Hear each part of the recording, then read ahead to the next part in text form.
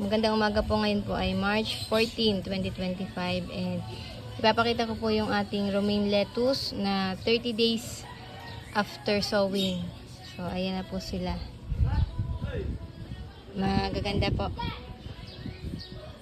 So yung romaine na ito ay Tyrol ng Condor. So 30 days po nila ngayon.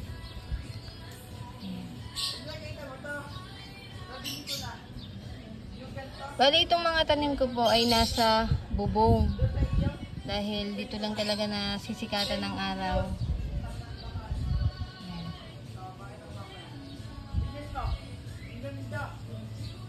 So, ito po yung update po natin sa ating mga romaine.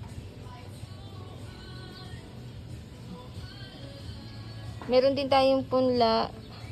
Kaso, ayun, sinira ng daga. Inaakyat dito sa bubong.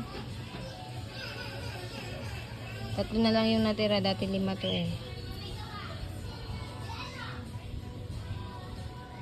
So,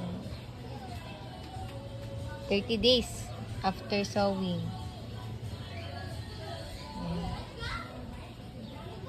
Naglalagay na, nag-foliar na rin ako ng calcium nitrate para iwas sa tip burn. So, pag mayabong na to, di ko sure kung i-harvest ko na sa pa 35 days nila.